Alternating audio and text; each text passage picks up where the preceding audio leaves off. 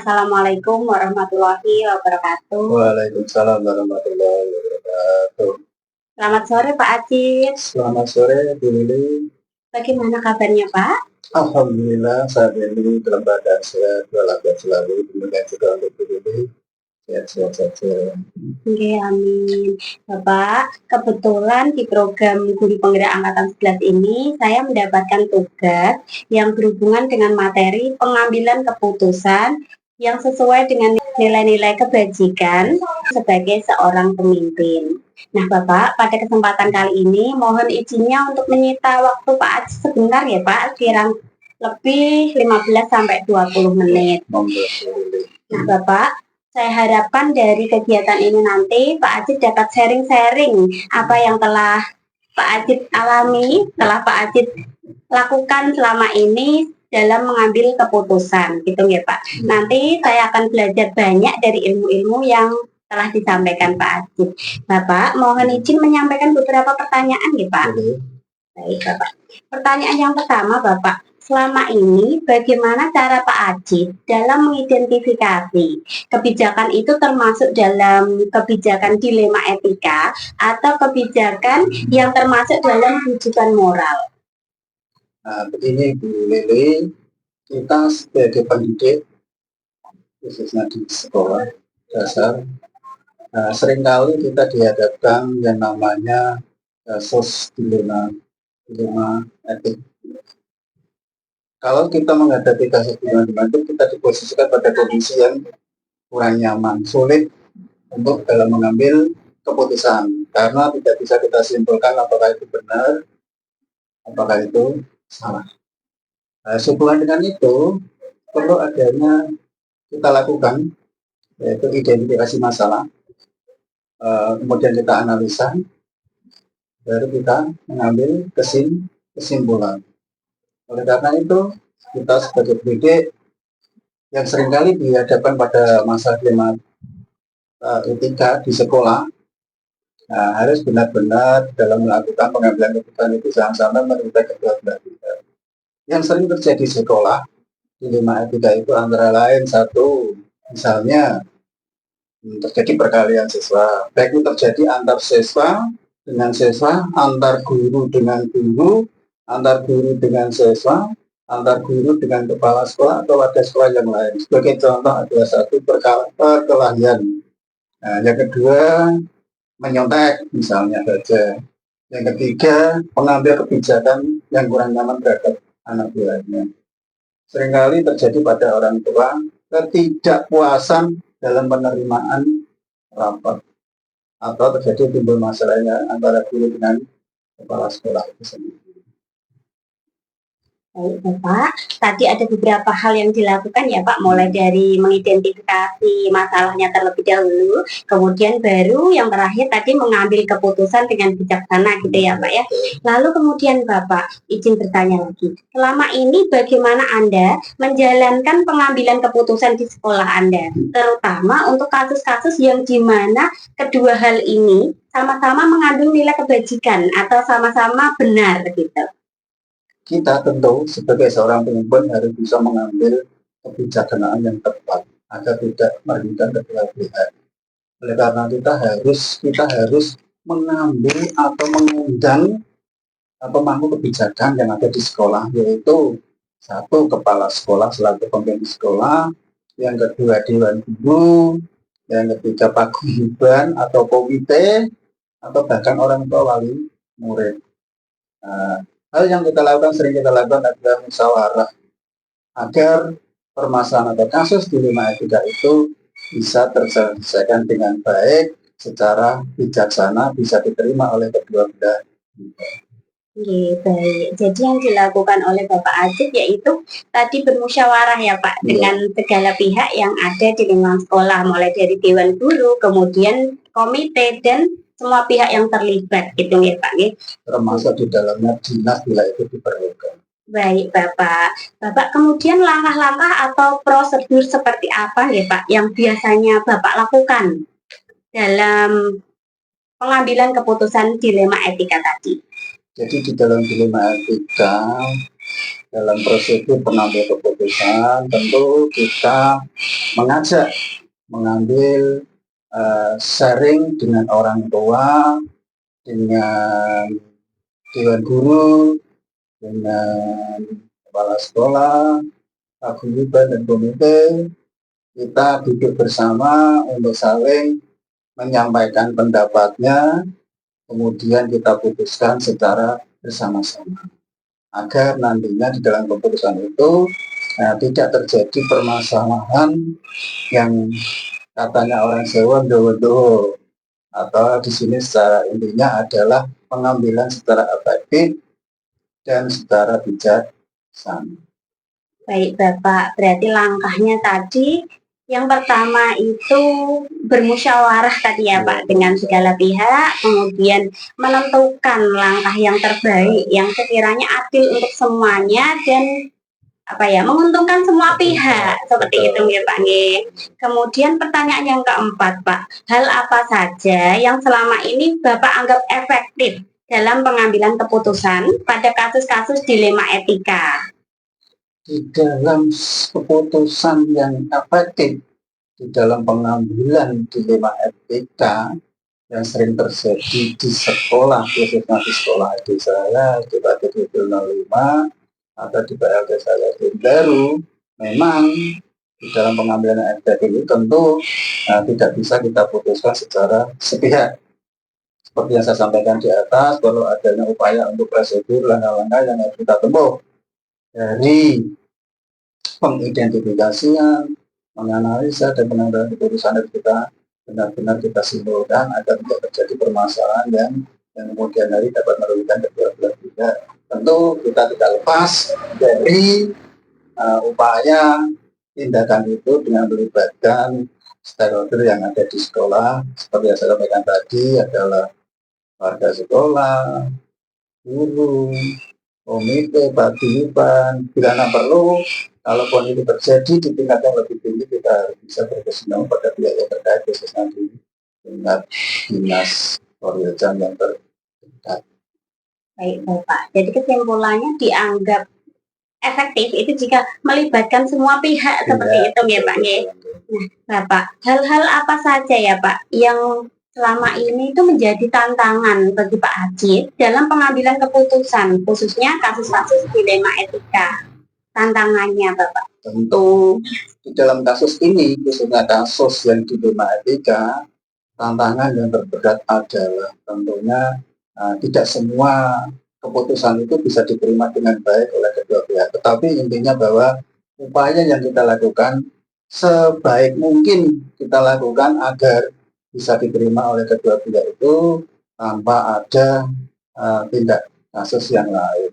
Oleh karena itu di dalam hal ini khususnya dilema etika yang sering terjadi di sekolah tentunya harus benar-benar kita tindak lanjuti, kita upayakan penyelesaian masalah itu jangan sampai berlarut-larut yang menimbulkan justru malah tidak penyelesaian masalah, maka akan menimbulkan masalah yang baru. Agar itu tidak terjadi semuanya, tentu kita harus bisa melakukan tindakan yang benar-benar kita lakukan agar bisa diterima oleh kedua pihak. Karena apa? Tantangan dilematik ini sangat berat. Ya. Karena apa? Karena dilematik ini adalah berpengaruh soal rasa di dalam mengambil keputusan itu. Tapi yang diharapkan adalah dalam mengambil itu bisa diterima oleh keduanya secara nyaman oleh keduanya. Gitu. Baik Bapak. Berarti ini ya intinya tantangannya tadi mengambil keputusan yang sekiranya bisa diterima oleh kedua belah pihak ya Pak. Padahal kita tahu sendiri ya Pak, kalau dilema etika itu kan perdebatannya antara permasalahannya yang satu benar, yang satu juga benar gitu ya Pak. Jadi tidak ada yang salah seperti itu ya Pak. Bisa diterima oleh keduanya. Bapak melanjutkan pertanyaan selanjutnya. Hal-hal apa saja Bapak? Mohon maaf. Apakah Bapak memiliki sebuah tata kala atau jadwal teratur Bapak dalam menyelesaikan masalah yang berhubungan dengan dilema etika tadi? Jika ada, bentuk dan prosedurnya seperti apa Pak? Jadi gini, yang namanya kasus itu tidak bisa dijadwalkan. Karena apa? Kasus atau masalah khususnya dilematika itu bisa terjadi di setiap saat, di setiap waktu. Oleh karena itu penyelesaiannya tidak harus menunggu, harus dijadwalkan. Harus secepat mungkin bisa diselesaikan. Kalau kita menjadwalkan dalam tanda kutip nanti masalah itu akan melebar, yang nantinya justru tidak menyelesaikan masalah akan menimbulkan masalah baru. Jadi intinya untuk penyelesaian kasus semacam dilema etika ini harus segera diselesaikan tanpa harus menunggu jadwal untuk diselesaikan. Artinya tanpa menunggu waktu untuk dijadwalkan. Baik Bapak, berarti tidak ada jadwal tertentu Tidak ya ada. Pak ya, hanya saja yang digarisbawahi diselesaikan secepat mungkin, seperti itu ya Pak, supaya kasusnya tidak melebar atau tidak menimbulkan masalah yang baru. Nah Bapak, adakah seseorang atau faktor-faktor yang selama ini mempermudah atau membantu Bapak dalam pengambilan keputusan dalam kasus-kasus dilema etika ini? Tentu saya sebagai seorang pemimpin tidak bisa memutuskan sendiri karena saya bekerja bukan sebagai sendirian, tetapi kami bekerja dengan seluruh komponen yang ada di sekolah, yaitu guru, staf sekolah, paguyuban, komite itu adalah mitra kerja kita.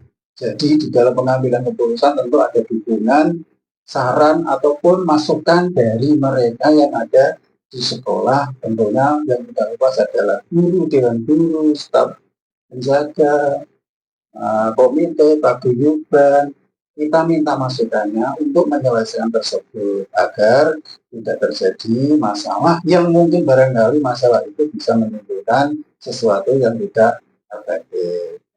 Baik Bapak, dari tadi orang atau faktor-faktornya yang mempermudah atau membantu ya Pak tadi, mulai dari Bapak Ibu guru, lalu tenaga kependidikan, kemudian komite sekolah ya Pak, lalu didukung pula oleh paguyuban ya Pak, dan semua aspek yang terlibat seperti itu ya Pak.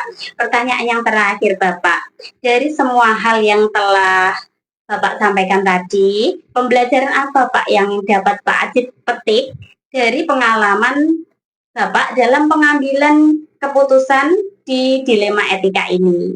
Jadi gini Bu Lili, terkait dengan kasus dilema etika sebagai pembelajaran, seandainya itu terjadi lagi atau terjadi kasus semacam itu hal yang sama, kita harus bisa menunjukkan menyelesaikannya dengan cara hal yang terbaik untuk itu. Karena ini dilema etika, maka harus tentu keduanya harus sama-sama mempunyai rasa yang bisa diterima, rasa nyaman dan sebagainya, sehingga nanti di kemudian hari kalau itu terjadi masalah yang sama, kita bisa membuat suatu kesimpulan, mengidentifikasi yang ada di sekolah, mengantisipasi jangan sampai itu terjadi, sehingga nantinya tidak akan terjadi lagi kasus yang sama. Jadi intinya ya, jadi kalau kita menyelesaikan hubungannya dengan dilematik, tentu jauh-jauh hari kita harus bisa mengantisipasi masalah. Dan kedua, kita harus mengidentifikasi masalah itu sendiri. Kemudian kita melakukan mediasi agar masalah itu cepat selesai, baru kita bisa menyimpulkan kesimpulan masalah itu yang akan terjadi kemudian hari. Jangan sampai masalah itu terjadi sehingga nanti tercipta kondisi di sekolah itu suatu kondisi yang kondusif, nyaman untuk belajar, nyaman untuk mengajar bagi peserta didik maupun bagi guru yang melaksanakan kegiatan tersebut. Baik Bapak, berarti tadi ada 4 ya Pak ya langkah yang diambil dalam pengambilan keputusan, mulai dari mengantisipasi supaya hal yang sama tidak terjadi, kemudian mengidentifikasi, lalu kemudian yang ketiga tadi memediasi, dan yang keempat yaitu menarik kesimpulan ya Pak ya, seperti itu. Alhamdulillah Bapak banyak kesimpulan dan menyelesaikan masalah. Menarik kesimpulan dan menyelesaikan masalah. Bapak, terima kasih. Alhamdulillah hari ini banyak sekali yang hal-hal baru yang saya pelajari dari Pak Ajit, dari ilmu yang telah dibagikan oleh Pak Ajit. Terima kasih ya Pak Ajit telah membantu saya, telah berbagi pengalamannya. Mungkin dari saya cukup sekian Bapak. Sama-sama Bu Lili, semoga apa yang kita bicarakan ini bisa bermanfaat bagi peserta didik kita dan juga bermanfaat bagi yang lain. Kita sebagai pendidik tentu harus bisa menjadikan contoh yang terbaik, menjadikan teladan bagi anak didik kita bahwa guru itu betul-betul budi gugulan di tiru bagi siswa kita. Karena apa? Kita sebagai pendidik adalah mencerdaskan kehidupan bangsa. Baik, Bapak. Menjadi manusia yang berakhlak, beriman, benar, dan sehat. Luar biasa Pak Ajit, lebih memotivasi saya untuk jadi lebih baik lagi ini setelah dapat ilmu dari Pak Ajit. Semoga bermanfaat. Terima kasih Pak Ajit, mohon izin pamit ya Pak. Assalamualaikum warahmatullahi wabarakatuh. Waalaikumsalam warahmatullahi wabarakatuh. Semoga sukses untuk Bu Lili. Amin.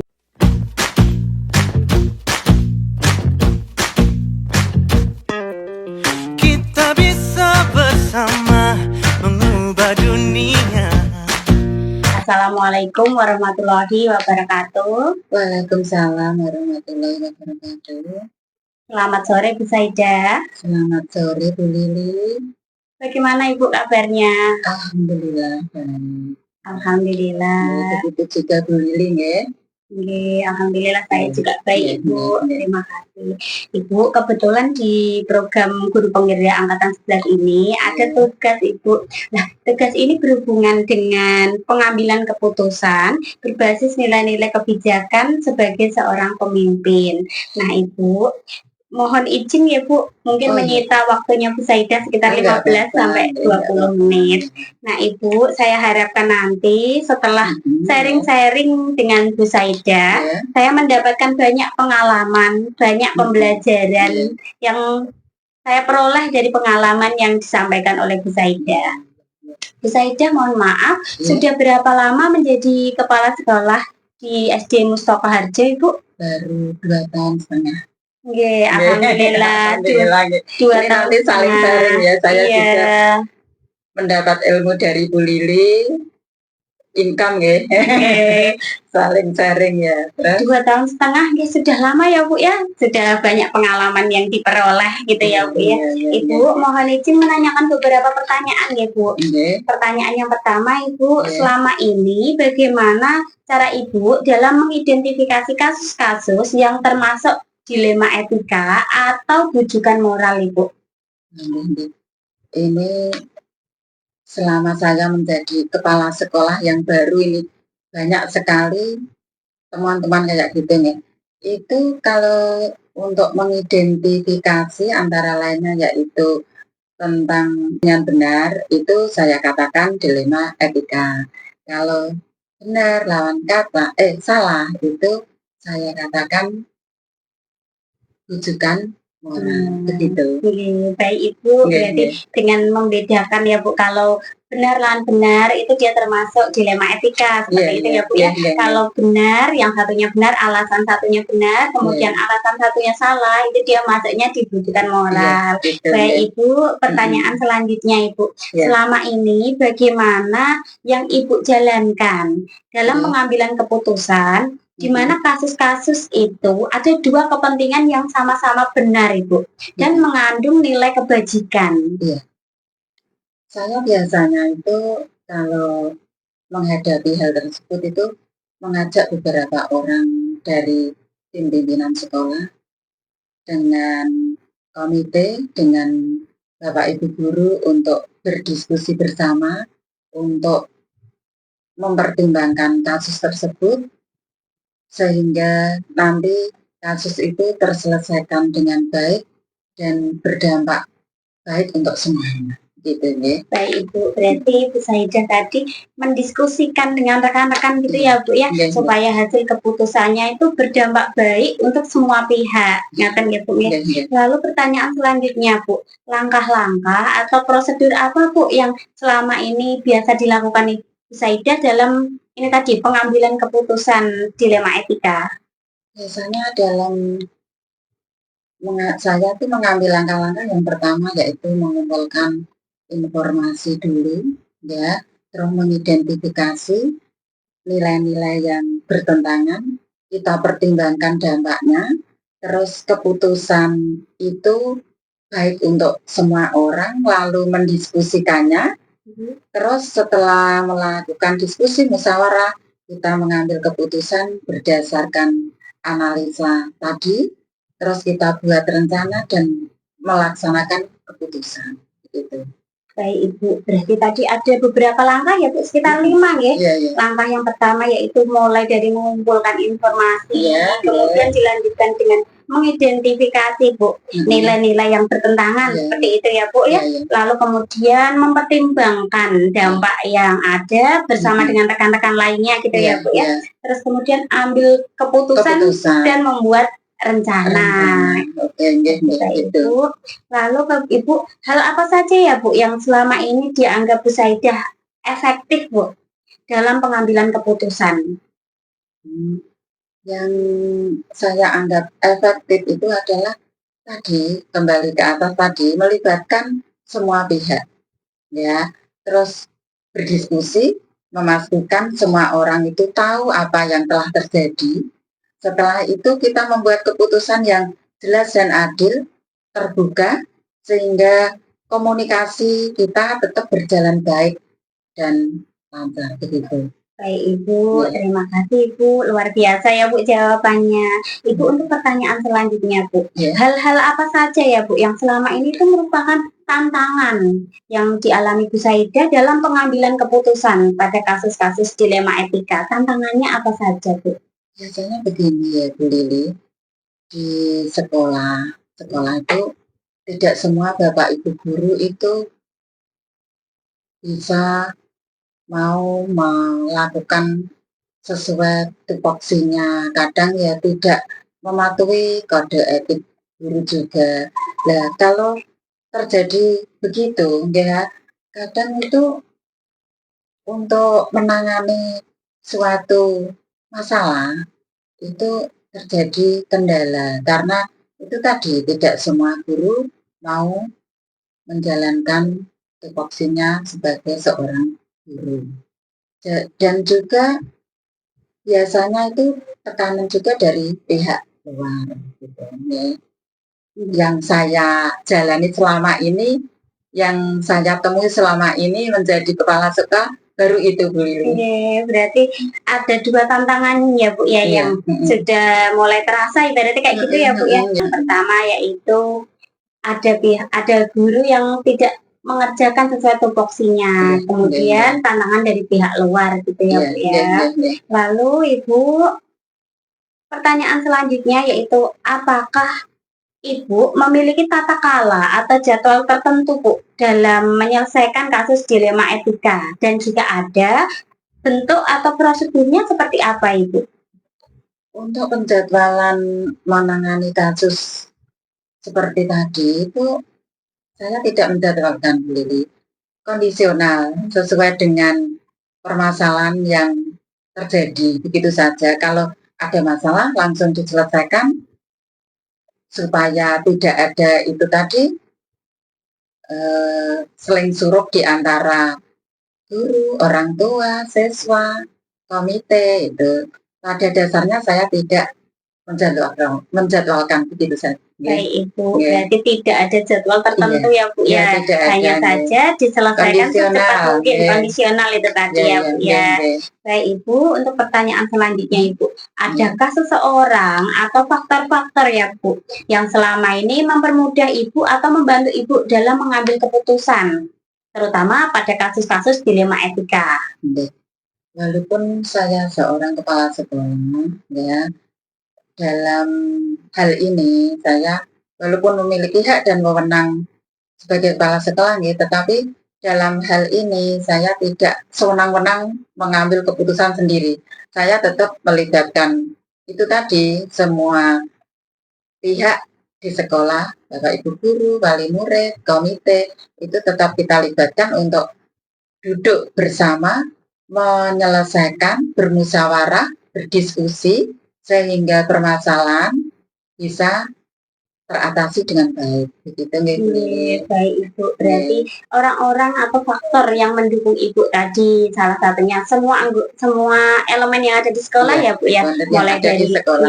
mulai dari guru, wali murid, komite kayak gitu ya Bu ya. Kemudian faktor-faktor lain yang mendukung. Nah Ibu, dari semua hal yang telah Ibu sampaikan tadi Bu, pembelajaran apa Bu yang dapat Bu Saidah petik dari pengalaman Bu Saidah dalam pengambilan keputusan, khususnya kasus-kasus dilema etika? Nggih, Bu Lili, begini ya, saya dengan kasus-kasus ini, dengan yang namanya dilema etika tadi, saya belajar bahwa keterbukaan, komunikasi, musyawarah itu sangat penting dalam pengambilan keputusan. Begitu nggih. Saya juga belajar bahwa penting untuk mempertimbangkan semua aspek dan dampak dari keputusan serta fleksibel untuk menyesuaikan keputusan jika diperlukan. Begitu ya Bu Lili? Baik Ibu, berarti yang di pembelajaran yang dipetik oleh Bu Saidah yaitu tadi mulai dari keterbukaan, kemudian komunikasi yang efektif ya Bu ya, lalu kemudian musyawarah sehingga dapat dalam mengambil keputusan itu kita bisa bijaksana ya Bu ya, mengambil keputusan yang terbaik untuk semua pihak seperti yang itu ya Bu ya. Alhamdulillah Ibu, saya belajar banyak hal dari Bu Saidah hari ini. Luar biasa jawaban dari Bu Saidah, sangat menginspirasi saya Bu untuk jadi lebih baik lagi ke depannya dalam mengambil keputusan seperti itu ya Bu. Terima kasih Bu Saidah sudah memberikan banyak ilmu untuk saya. Begitu nggih. Semoga nanti CGD-nya berjalan lancar, sukses sampai akhir. Begitu ya. Amin, amin. Saya sebagai kepala sekolah Bu Lili mendukung, memotivasi Mbak Lili untuk menjadi CGP dan guru penggerak yang baik. Begitu nggih, nanti juga ilmunya bisa dibagikan kepada guru-guru yang lain. Harapan saya begitu nggih Bu Lili. Baik, terima kasih banyak nggih Bu Saidah. Mohon izin pamit. Assalamualaikum warahmatullahi wabarakatuh. Waalaikumsalam warahmatullahi wabarakatuh.